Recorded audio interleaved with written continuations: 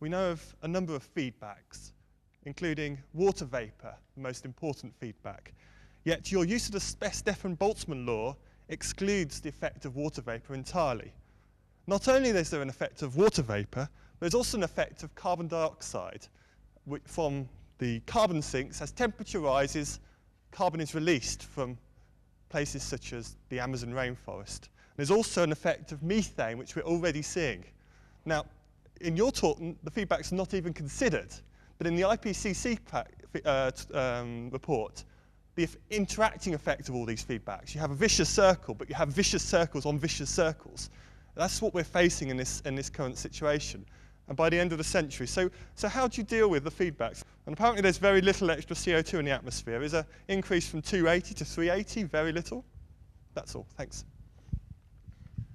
First of all, the feedbacks, of course, I did allow for those in the way that the IPCC itself allowed for them by adjusting the Stefan-Boltzmann value of 0.3 Kelvin per watt per square metre of radiative forcing to make it 0.5, which is an increase of obviously 67%.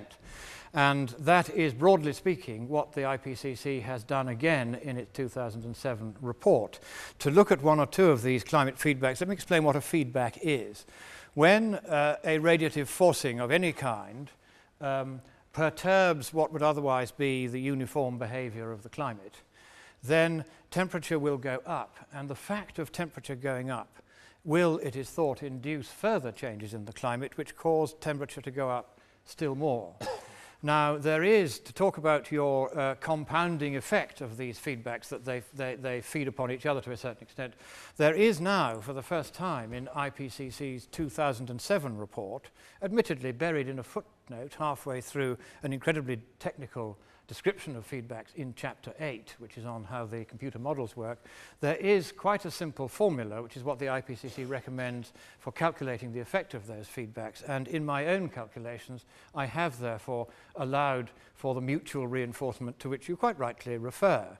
To study one or two of the individual feedbacks, the water vapour feedback is of course largely cancelled out by the lapse rate, which arises from convection and other atmospheric processes. However, for purposes of my calculations, reaching the 1.6 Celsius for a doubling of CO2, which is my best estimate, I have allowed the IPCC's values as published in their 2007 report, and I have not sought to argue with or amend those values or in any way to change the mutual reinforcement formula. The CO2 feedback is indeed one which is evident, but it's really quite small. Indeed, the IPCC doesn't really know how big it is. It publishes a range of estimates from 25 to 225 parts per million per doubling of CO2. This is a very big range. Their best estimate, which is really only a guess, which interestingly was arrived at by nothing more scientific than a show of hands, is 87 parts per million by volume for a doubling of CO2. And that would have a not quite negligible, but still a very small impact on temperature as a feedback in its own right. As to methane feedback, that is not quantified at the moment in the IPCC's documents for the very good reason that the atmospheric concentration of methane, which had been rising on a curve quite similar to that of CO2, ceased to rise in about the year 2000 and has not risen since, suggesting that the idea of a methane feedback may not be observed in reality. As to your point about 280 to 380 parts per million, that's an extra 100 parts per million, but it still is only an extra 0.01% of the atmosphere by volume. And given that it is also a logarithmic effect, I have done the calculations on how much effect that would have on climate, strictly according to the IPCC's methods, precisely to avoid any arguments of that kind. And I think that answers all three of your questions. Sir. In your presentation, you gave a very, very convincing argument as to why we shouldn't trust all of these people who cherry pick their data, who choose what to believe, such as the liberal left, Al Gore, and even the BBC, and at times you even went so far as to insult nature. As a politician, as a journalist, as a card-carrying conservative and Christian, Why should we believe you? I did start out by saying, it's a very fair question, that I was a Huxleyan skeptic, and therefore I was skeptical of both sides of the argument. And I suggest that anyone, particularly who is writing for a university science magazine, I say this in the friendliest possible way, should equally be skeptical of both sides of the argument. You should be as ready to be skeptical of my presentation, however sophisticated, however eloquent you may or may not have thought it to be, as you should of the points which I was asking you to be skeptical of, because the way the scientific method works best was laid down as long ago as 1934 in a seminal paper by Karl Popper. And the principle is very simple. And it is that you can, if somebody who is a scientist offers a hypothesis which needs to be tested, then he must make available his data and methods so that that hypothesis can be tested by others. And you cannot ever prove a hypothesis in the way that you can prove the theorem of Pythagoras. You can merely improve it by repeating the original results and getting the same outcome. Or you can disprove it by showing in some manner that it was wrong. That's the correct way to do science, always to be skeptical, always to test, and as Albert Einstein used to say, always to go on asking questions. Sir, you find the microphone. Thank you very much. Thank you very much. During your very well staged and very, very interesting presentation, you made the quite obvious claim, I have to admit, that maybe the sun has something to do with climate change. The sun is hotter and we all get a little bit hotter or something like that.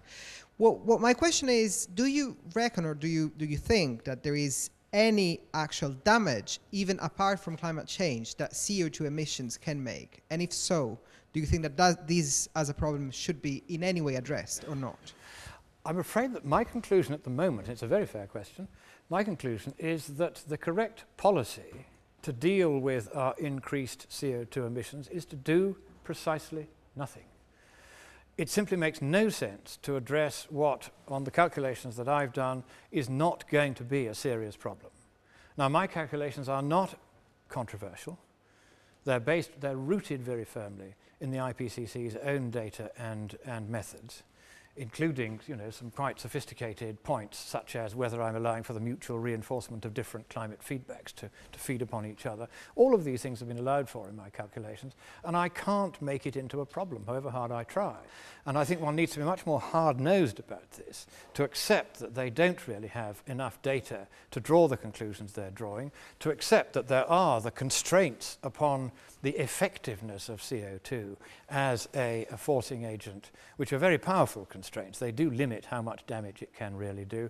So my conclusion indeed is that we need to do nothing at all. Sir, you've been asking for a long time. You said that the snows of Kilimanjaro are not disappearing because they're getting warmer, because it isn't getting warmer up there. Well, why are they disappearing? Certainly. The papers by Molg et al. Of 2003 that I cited, and a string of other papers that I could have cited, attribute it to a combination of the long-term climatic shift, which, for instance, has caused glacial recession all over the place, and has been a particularly evident shift in that region since long before humankind could have had any impact on climate. It dates back, in Kilimanjaro's case, roughly to the 1880s, if I remember correctly. And the other thing is imprudent post-colonial deforestation of the region around the summit, which has led to desiccation of the climate, which accelerates the ablation of the glaciers both directly and by reducing renewed precipitation. And those are said to be the reasons why Kilimanjaro's snows are ablating, and it has nothing to do with climate change. And that does seem to be, I won't say it's the unanimous consensus, but it is the overwhelming consensus of the scientific papers which I've read on the subject. Shall we have you in the red, because it's a good colour? You say that we're not facing anthropogenic climate change, but you do seem to say we are facing some sort of climate change. So what do you think we should really be doing about this, given what you said about malaria and AIDS not really doing enough? Yes. So what should we get on and do now while we can, or should we leave it for a long while? And what do you actually think we're going to face in the next century, say? We shouldn't be so darn miserable about it. This is not a problem we need to cry about. Even if it is a problem, which really, on looking at it very closely, I don't think it is. We don't need to do anything now about it, except adapt as problems arise. For instance, we're not going to get a sudden catastrophic collapse of the West Antarctic ice sheet or the Greenland ice sheet over a period of 10 years, causing sea level to rise instantly by 20 feet in the way that Gore imagines, showing Manhattan being wiped out and the Netherlands and various other places disappearing off the map.